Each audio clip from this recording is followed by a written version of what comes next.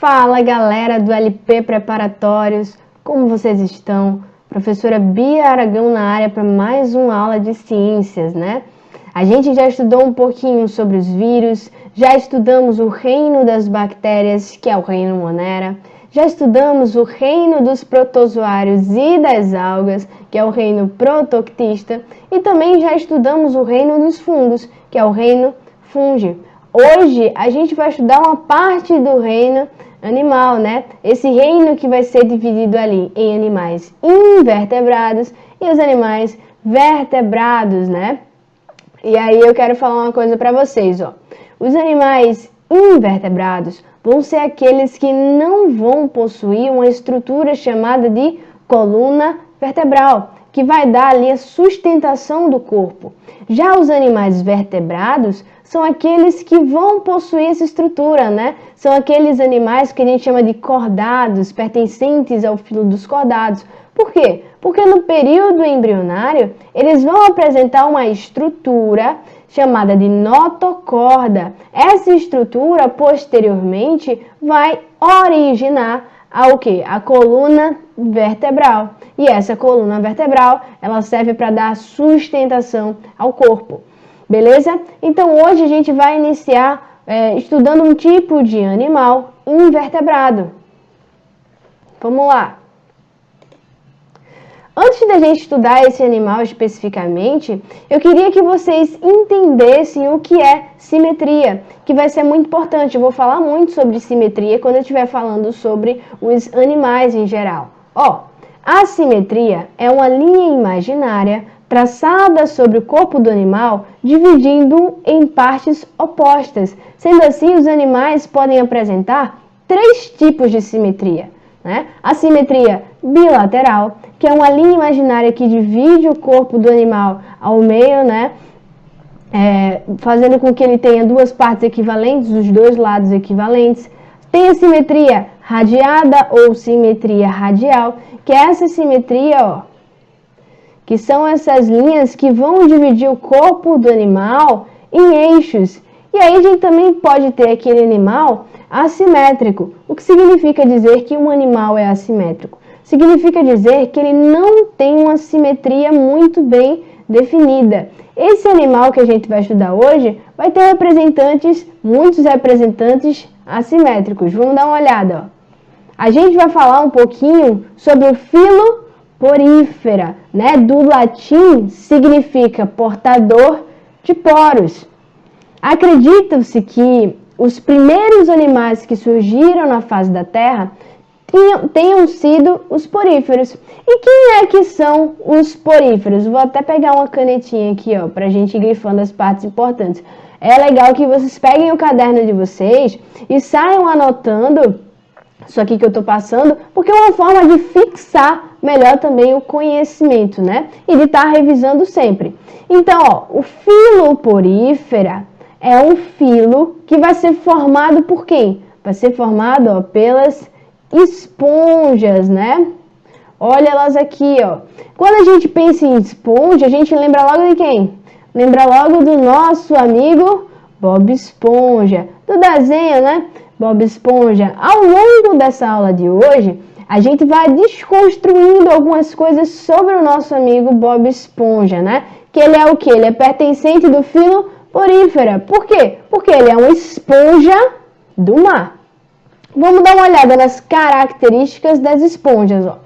São animais aquáticos, ou seja, são animais que vão viver aonde? Na água, né? A grande maioria é marinha, a grande maioria vive em água salgada, mas existem representantes vivendo em água doce. São filtradores, né? São animais que vão precisar fazer ali a filtração da água. Já eu explico para quê e por quê. São animais também, ó, pluricelulares. O que quer dizer pluricelulares? Quer dizer que são formados por várias células. Agora preste atenção. Apesar de eles serem pluricelulares, eles não possuem tecidos verdadeiros. O que quer dizer isso, professora? Quer dizer que as células desse animal não se diferenciaram a ponto de formar tecidos verdadeiros, a ponto de formar órgãos, a ponto de formar ali sistemas, né? Então, por exemplo, o Bob Esponja não vai ter um sistema nervoso. Isso pode explicar por que no desenho ele é meio bobão, né? Ele não vai possuir sistema excretor, então não vai possuir sistema locomotor. Sim, galera, o Bob Esponja não possui sistema locomotor. Por quê? Porque as esponjas são animais sésseis, ó. O que quer dizer isso? O que quer dizer animais sésseis? Quer dizer que são animais que vivem fixos, que vivem presos a um substrato. Então, o nosso Bob Esponja aqui, ó, representado pelo desenho, ele não pode se locomover. Ele vive fixo a um determinado local, né? Seja ele fixo na areia, seja ele fixo numa concha, fixo numa rocha, certo? Ele não vai se locomover. Então, as esponjas também, ó, são heterotróficas ou heterótrofas. O que é isso? A gente já estudou, né?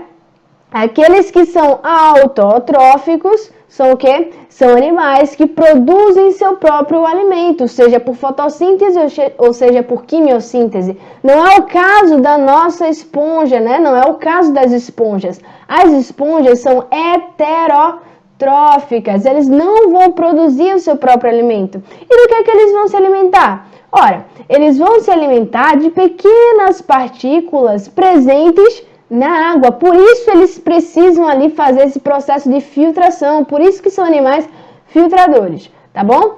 Vamos passar um pouquinho aqui o nosso slide. Ó, aqui eu trouxe alguns tipos de células que podem ser encontradas nos poríferos.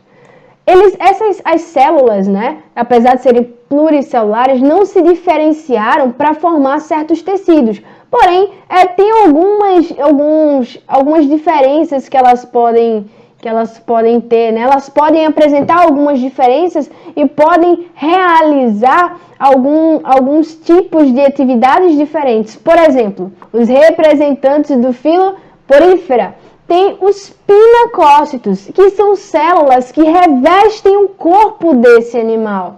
Essas células vão originar uma camada chamada de pinacoderme. Essa camada ela vai se assemelhar muito a, por exemplo, a epiderme, né? Claro que não é, mas é uma estrutura semelhante, como se fosse uma pele, né? Eles vão possuir também, ó, essas outras células aqui, chamadas de porócitos, que são células que vão permitir a entrada de água. São células que vão originar os poros, né? E é pelos poros que há a entrada de água nesses animais. Eles também vão possuir, ó, os coanócitos. O que são os coanócitos? Os coanócitos são células flageladas, ou seja, células dotadas de flagelos, que vão ser responsáveis pela nutrição do animal, né? Nutrição e digestão desse animal. Os animais também vão ter os amebócitos, que são o quê? São células móveis que vão ser responsáveis, na realidade, por diversas funções. Dentre elas, o crescimento, capacidade de regeneração, e ela também pode ajudar no processo de digestão do alimento, tá bom? Aqui a gente tem a estrutura de uma esponja. Deixa eu falar. As esponjas, a maioria dos representantes são assimétricos, ou seja, não vão ter uma forma muito bem definida, tá certo? Ou seja, o Bob Esponja não ia poder ser, por exemplo, quadrado. Não tem uma forma muito bem definida. Mas assim, elas seguem um certo tipo de padrão. Vamos dar uma olhada aqui, ó. Estão vendo essas estruturazinhas que eu estou marcando aqui? Olha elas aqui. Essas estruturazinhas, ó, são, na verdade, os poros, né?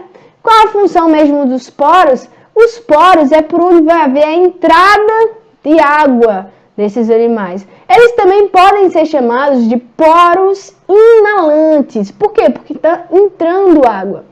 Professor, então se tem um poro inalante por onde entra a água, tem que ter um lugar por onde essa água sai, não é verdade? É verdade, ó. Essa água vai sair por essa região aqui, ó, da esponja, que é chamada de ósculo, ou então poro exalante, certo? A água vai sair por aqui, por essa região. As esponjas também vão possuir essas estruturas aqui, ó, que são estruturas bem rígidas, né? Denominadas de espículas. Qual a função dela? A função das espículas é dar sustentação ao corpo. Deixa eu pegar a borracha aqui para apagar, que isso aqui foi do slide anterior, certo? Então, as espículas, elas vão ser responsáveis ali por dar sustentação ao corpo desse animal. Eles também vão possuir outros tipos de células, né? Ó, presta atenção. Esse espaço aqui, essa região aqui, é chamada de átrio, tá bom? Esse espaço aqui das esponjas é chamado de átrio. Vamos dar uma olhada, então, nas células que a gente já deu uma estudada lá, ó. Eles vão ter aqui, ó, o coanócito, que são células, o quê? São células filtradoras, que vão auxiliar na nutrição desse animal. Já eu falo mais um pouquinho sobre os coanócitos, certo? Eles também vão ter os amebócitos, que, como eu falei, são células que vão ali ter diversos tipos de funções, né? Então, aqui, vocês entenderam essa estrutura? Tudo certinho? Vamos dar uma olhada agora na estrutura daquela célula, né? Que eu mostrei para vocês, chamada de coanócito, aquela célula responsável ali pela filtração, né? Que vai auxiliar nesse processo de filtração, de gestão do animal. Olha, qual é a estrutura dessa célula? Ela vai possuir uma espécie de flagelo. Tá vendo aqui? Vai possuir o colarinho também. Como é que funciona? O que esse flagelo faz? Esse flagelo, ele vai começar a bater. Tudo que ele bate, ele vai agitar a água. E aí as partículas pequenininhas presentes na água vão ficando presas, ó, no colarinho. Tá vendo? Então, do colarinho, elas vão seguindo para onde? Vão seguindo para essa região aqui, onde vão possuir vacúolos digestivos. O que eles vão fazer? Esses vacúolos digestivos vão englobar as partículas pequenininhas por meio de quê? Da fagocitose. A fagocitose é o processo de englobamento de partículas sólidas. Pinocitose, processo de englobamento de partículas líquidas, certo? Então, aqui o que acontece é uma fagocitose por esses vacúolos digestivos. E aqui onde vai haver a digestão desse animal, né? Também pode acontecer a digestão no amebócito. Eu falei para vocês que os amebócitos também poderiam desempenhar esse tipo de função. Então, a gente diz que a digestão das esponjas, né, a digestão dos poríferos, é uma digestão intracelular, certo? Já que eles não vão ter ali sistema digestivo, por exemplo. A digestão vai acontecer dentro, celular, célula. Então, a digestão que vai acontecer dentro da célula. Que célula? Coanócito e, às vezes, amebócito. Tá certo, pessoal? Aqui, ó, só para ilustrar para vocês, eu não vou entrar muito a fundo nessa questão, mas é só para mostrar para vocês a estrutura corporal de certas esponjas, né, que vão das mais simples até as mais complexas. Existem esponjas ascons, que são esponjas um pouco mais simples. Existem as circon, que são esponjas ali intermediárias, têm o seu nível de complexidade, né, já são mais complexas que as ascons, mas não são tão complexas como, por exemplo, a leucon, né? Que já é uma esponja ali mais complexa. Mas isso aqui é só para dar uma ilustrada. Vamos dar uma olhada na questão de fisiologia e anatomia, só para a gente dar uma bela fixada. Lembra que eu falei para vocês que as esponjas não possuem tecidos verdadeiros? E se não possuem tecidos verdadeiros, elas também não vão possuir órgãos, né? Por quê? Porque os tecidos formam os órgãos, né? Elas também não vão possuir sistemas. Por quê? Porque o conjunto de órgãos formam sistemas. Então, as esponjas não vão possuir o sistema digestório, ele vai ser ausente. A digestão vai acontecer como? A digestão vai acontecer dentro da célula. Que tipo de célula? Conócito e, às vezes, amebócito. É uma digestão intracelular. Vão possuir sistema circulatório? Não vão. Vai ser ausente, né? As trocas gasosas vão ser realizadas por difusão. Por exemplo, o oxigênio, ele está dissolvido na água. Então, quando a água com as partículas de alimento, elas vão entrar dentro da esponja, o oxigênio também vai ser separado, certo? Ali por meio dos poros. E o que é que vai acontecer? O gás carbônico, ele vai sair pelo ósculo, beleza? Sistema excretor, existe? Também não, é ausente. As excreções vão ser eliminadas também por difusão na água em movimento. Sistema nervoso, existe? Eu falei para vocês que não tem. Reprodução pode ser assexuada ou sexuada. E aí a gente vai dar uma olhadinha melhor nisso agora. Ó, trouxe aqui para vocês um exemplo de reprodução assexuada e um exemplo de reprodução sexuada. Vamos dar uma olhada primeiro nessa reprodução assexuada dos poríferos, né? Como é que ela pode acontecer? Bom, tem um porífero adulto aqui. Esse porífero adulto começa a produzir uma espécie de broto. Esse broto vai chegar a um dado momento que vai se desprender, que vai se soltar dessa esponja adulta. E aí ele vai cair sobre o substrato, né?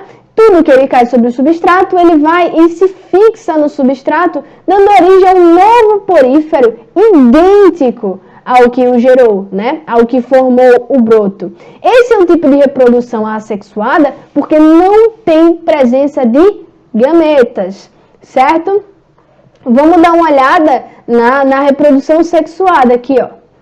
O porífero, o que ele vai fazer? Ele vai liberar na água certos gametas, né, os espermatozoides, que vão encontrar uma outra esponja da mesma espécie. O que é que vai acontecer? Vai acontecer ali o processo de fecundação e geração de um zigoto. Esse zigoto ele vai começar ali a se diferenciar e formar uma larva. Essa larva, ela vai, chegar numa região de substrato, né? Se fixar nesse substrato e originar um novo porífero. Entenderam, pessoal? Uma coisa que eu quero falar para vocês é que grande parte dos poríferos, a maioria dos poríferos são hermafroditas, ou seja, vão possuir ali os dois sexos, beleza? Vamos agora responder uma questão, né? Bora lá. A característica abaixo que não condiz com os poríferos é: letra A, respiração e excreção por difusão direta. Letra B, obtenção de alimentos a partir das partículas trazidas pela água que penetra através dos poros. Letra C, habitat aquático vivendo presos ao fundo. Ou letra D, células organizadas em tecidos bem definidos. Vamos lá. O que ele quer nessa questão? Ele quer a característica que não condiz, ele quer a resposta incorreta e não a correta. Muita atenção aí nesses termos, né? Aí vamos começar pela letra A. A respiração e a excreção acontecem por meio da difusão direta? E aí? Sim, né? A gente viu que tanto a respiração, né, quanto os processos circulatórios em geral e a excreção vão acontecer por meio de difusão. Por quê? Porque esses animais, eles não vão possuir sistemas, não vão possuir sistema circulatório, não vão possuir sistema excretor. Então, a respiração e a excreção, elas vão acontecer por meio da difusão direta, certo? Letra B. Obtenção de alimentos a partir das partículas trazidas pela água que penetra através dos poros. E aí? Essa também está correta, né? Por quê? Porque a gente viu que esses animais são animais filtradores, né? Eles precisam ali filtrar as partículas pequenininhas de alimento presentes na água. E aí como é que isso acontece, né? A água ela vai entrar através dos poros, né? Ou então chamados de poros inalantes, ou também conhecidos, ó pessoal, como ósteos, tá bom? Essa água também já filtrada vai sair por onde? Vai sair pelo ósculo ou poro exalante. Não confundam ósculo com ósteo. Por quê? O ósteo é o poro inalante, é por onde a água vai entrar. E o ósculo é por onde a água vai sair, é o poro exalante. Não confundam isso. Eu sei que são termos muito parecidos, mas é bom a gente ter em mente para a gente não confundir. Letra C. Então a gente viu que a letra A e B são letras que estão corretas, né? Ele quer a letra o quê? Aquela letra que está errada, que não condiz com os poríferos. Aí vamos para a letra C. Letra C. Habitat aquático, vivendo presos ao fundo. Sim, essa também está correta. A gente viu que os poríferos, eles vivem em ambientes aquáticos, né? A grande maioria em ambientes marinhos, em ambientes de água salgada. Mas também existem aqueles que vivem em ambientes de água doce. Ó, aí ele está dizendo na letra C que eles vivem presos ao fundo.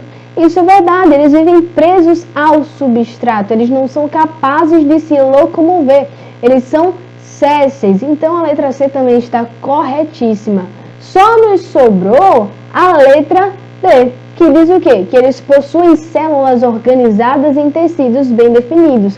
Não foi o que a gente viu, né? A gente viu que eles não possuem tecidos verdadeiros. Apesar de serem pluricelulares e possuírem células que desempenham certas funções, essas células não foram capazes de se diferenciar em tecidos, né? Logo também não se diferenciaram, não formaram órgãos e não formaram os sistemas. Então a resposta incorreta, que é a correta, né? Que é a que ele quer, é a letra D, pessoal. Tá certo? Sempre lembrem disso. Os poríferos não possuem tecidos verdadeiros, células organizadas em tecidos bem definidos, tá bom? Espero que vocês tenham gostado da aula de hoje, tá certo? Um cheiro!